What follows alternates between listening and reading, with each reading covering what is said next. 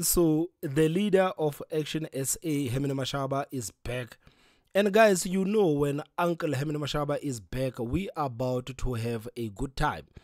And this time around, Herman Mashaba, he's still trying to make a case about why Action SA has decided to get into a working relationship with the African National Congress. This is despite the fact that Herman Mashaba himself went on television and said that if Action SA gets into a working relationship with the ANC, then me as the leader of the party, I am going to resign. These are not my words. These are the words of Herman Mashaba. You remember even before the elections, there were rumors that the DA was actually having conversations with the ANC. And that was not making a lot of DA supporters very comfortable.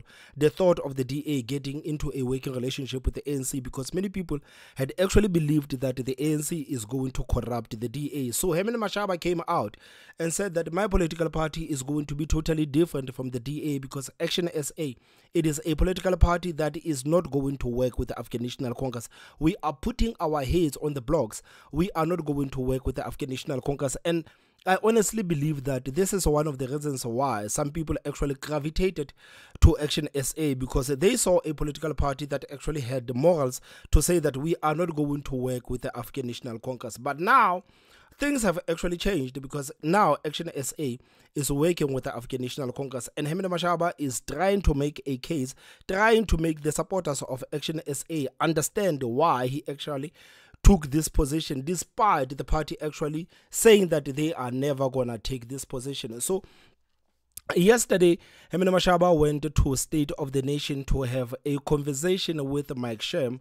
And to say this was brutal is an understatement. This is a debate, and this is a debate for the books. This is one of the best debates I have actually watched on State of the Nation.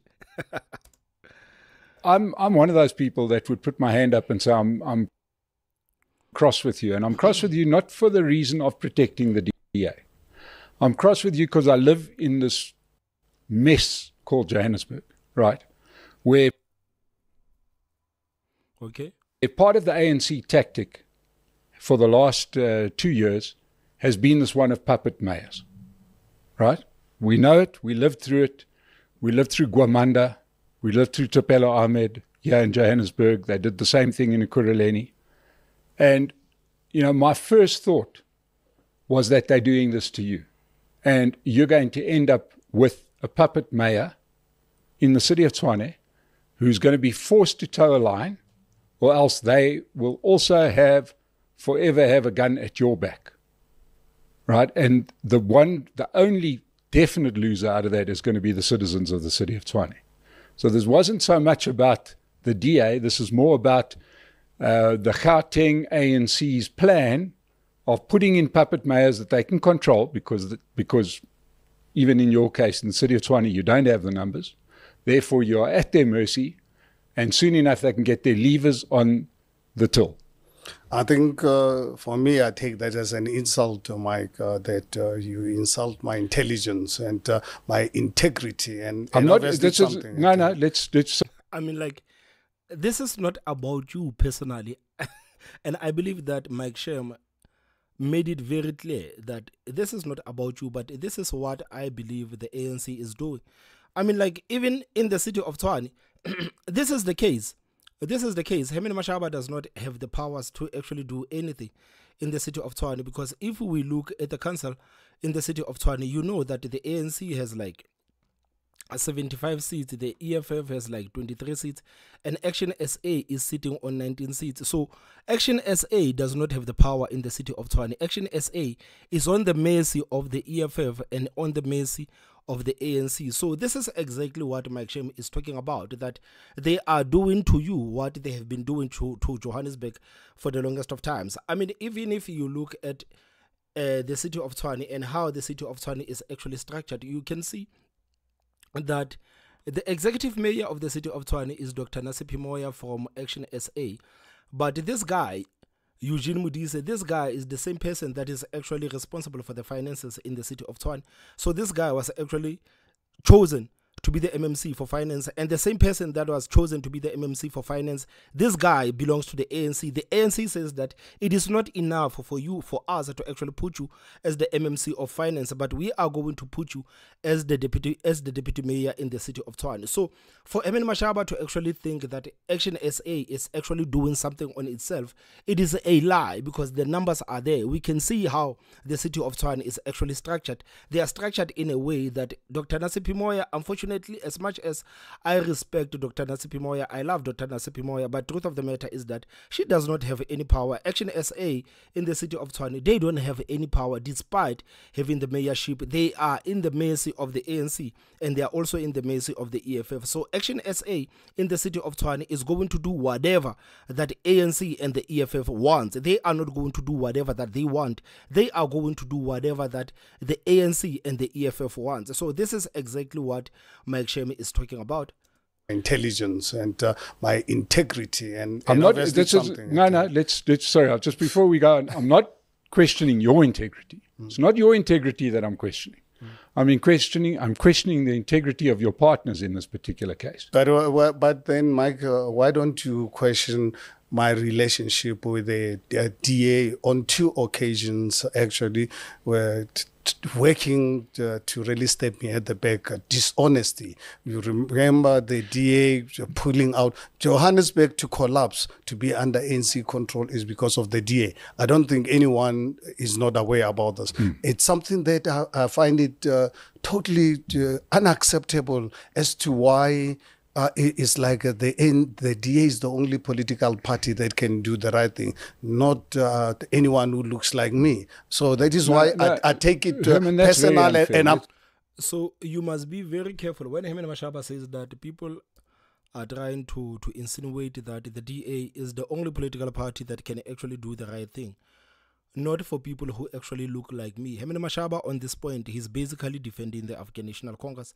He is right playing the identity politics. He's playing the racial politics, because he's very well aware that Mike Shem is white and he is black. And he's trying to say that, Mike Shem, you cannot say anything bad about us. You cannot criticize us, because if you criticize us, it means that you are racist. This is basically what Herman Mashaba is saying.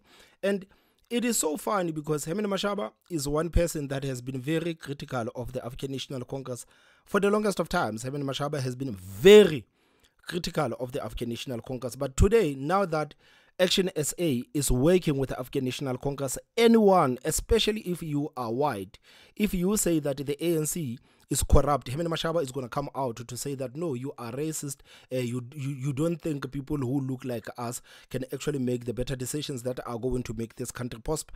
This is the position that Herman Mashaba has actually taken, and I think this is a position that many people who have followed Action SA do not even appreciate. The fact that Herman Mashaba right now, he tries to draw race into everything now.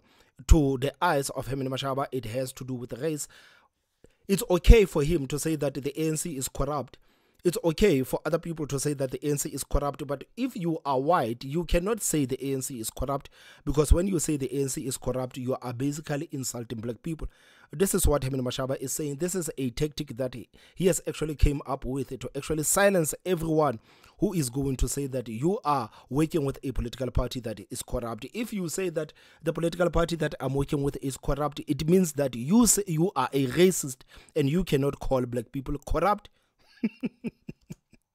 Anyone who looks like me. So that is why I take it personal. And whether it's unfair or not, I'm not prepared to apologize to anyone, because if anyone says anyone who looks like me cannot really make the right decisions in the face of a political party that has tried on so many occasions to step me at the back, the political party that refuses to provide services to poor communities, honestly, I will not regret to anyone or apologize to anyone, and I expect people to keep their prejudices and their biasness. Don't you find it very strange that Action SA would say that the DA, it is a political party that is not willing to provide the services to the poor, black, marginalized. These people do not want to provide the services to the poor communities. So, as a result of that, Action SA is going to work with the African National Congress, because African National Congress, it is a political party that is known for actually providing the services to the poor communities in this country. It's okay for you to say that the DA does not want to provide the services to poor communities. It is your opinion. Some people are saying you are lying. Some people are saying you are telling the truth. But how can you say the DA, it is a political party that is refusing to provide the services to poor communities, and at the same time go from working with the DA to now working with the ANC? Because for some reason the ANC, it is a political party that actually works for the poor and for the poor communities. Where have Herman Mashaba been living? Where have you been living? If this is one of your reasons, do you honestly believe that the ANC, it is a perfect political party to actually partner with if you want to work for the poor communities? Where have these people actually been? Where have you been? What rock have you been living under? The ANC has been ignoring the poor communities in this country for the longest of times. Just come to the townships and see how the poor communities are living. They don't have the services. Their townships have been turned into illegal dumpings. Most of these townships are governed by the ANC. There are sewages all over the place, and these places are governed by the ANC. And you to have the audacity to say that this political party does not want to provide their services to poor communities, so I am going to work with the ANC. Where is the ANC's record of them actually working for the poor communities? Where is the record of the ANC working for the poor communities? Like, it is so strange to me. It is so strange. At least if you are saying that, okay, Action SA knows that the DA does not want to provide the services to the poor community, so Action SA is going to work with ATM, we are going to work with other political parties so that we can bring the services to the poor communities, because these two political parties, these big political parties in the country, have actually failed to provide the services to poor communities. That would make sense. That would make sense. Some people would say that you are talking nonsense. Some people would actually agree with you. But it would actually make sense. But for you to pivot from the DA and to say that you are going to work with the ANC because you want to provide the services to the poor communities, it is a joke. It is a joke. Okay, well, it does not come out of prejudice. This comes out of a place where I hear you talking about services to poorer communities, which is necessary, right? But it seems like absolutely nobody is speaking for the ratepayer, the person who pays for the party, who pays the bills, right? What do they get out of this? Okay, Mike, fortunate enough, I'm 65, more than half of my life under an apartheid system in Pretoria, in a village called Raharamutsu, where we had no water, no electricity. We had to be arrested to go and to get wood to make fire. But the city of Tshwane, you remember how world-class it was, where the citizens, white communities in this country, it is on record, known by the world, enjoyed the best, highest standard of living in this country. When I grew up without having parents to look after me, losing my father at the age of 2, where my mother having to come and work here in Johannesburg. My people in Haramutsu, in Alexander, are not in that situation because they wanted to really be there. People can talk about being ratepayers, and no one is saying we should not really provide the services to the suburbs. I live in Sandton. Sandton deserves to get services. I'm a ratepayer. My family is one of the biggest taxpayers in this country, as a black family, and not for now in the new South Africa. For the last 40 years, we one of the biggest taxpayers. Even at the time, as a taxpayer, I was not enjoying the fruits of the taxes I was paying. So for South Africans living in suburban area, who are not prepared to go and uplift people of Alexander to just get simple toilets, people of Kliptown to get electricity, then we're going to have an issue that will really open up a bigger debate for us as a country. Yeah, but Herman. But you are not answering the question. You are talking about providing the services to the poor communities. And we understand that this is your grifter position. You and the ANC have actually formed. You, the ANC, and the EFF have actually formed this grieved a position that we are going to demonize everyone that is against us, to say that this person does not want to provide the services to the poor communities. But what about the people that are actually paying the money to the municipalities? What about those people? Why is no one actually advocating for the rights of the people that are paying the services? Everyone is saying that, no, we have to take care of the townships, we have to take care of this. But what about the people that are actually paying the taxes? And this is something that you are actually failing to provide an explanation for. Why is there no one actually advocating for the rights of the ratepayers? Why? Because as much as you can advocate for the poor communities to actually get the services, you must at the same breath actually advocate for the rights of the people that are paying the rates. But you are not doing that. These people are literally demonizing the people that are paying the rates. If you pay the rates, if you live in the suburbs and you pay your fair share, these people are demonizing you. They are demonizing you because they want to provide their services to the poor communities. And you must just continue to pay and say nothing. Continue to pay and shut your mouth. This is basically what is happening. This is basically what is happening. And I cannot believe that no one has actually addressed this issue to the core, that why are the ratepayers actually being demonized? The people that are paying the taxes, they're being demonized. They're being demonized. It is so sad. It is so sad. Now, you're conflating a couple of things here, right? You're comparing a bygone era that we were all happy to see the end of, right? And the services that were unfairly apportioned back in the apartheid days. I'm not talking about that. I'm talking about the last 30 years. The last 30 years where South Africans of all colors have bought into the idea of you pay, you get services, and a good portion of what you're paying goes to poorer communities. Why has it become one or the other? Well, but it's exactly what I'm talking about. Yeah, but you mentioned that it's one or the other. You mentioned poorer communities. It's both. You did. You did. You never said you want to improve services to the suburbs. You're the one that came in here right now and said, who wants to stop me from giving services to poor communities? Nobody wants to stop anybody from doing that. DA wants to. Okay, so DA is not in charge. DA is not in charge. DA is not in charge. Why is the DA still being beaten today? The DA is not in charge. You are in charge. You, the ANC and the EFF, you are in charge. wanted to stop me on many occasions. I'm on record while I was the mayor. I'm talking about now. Let's talk about 2024.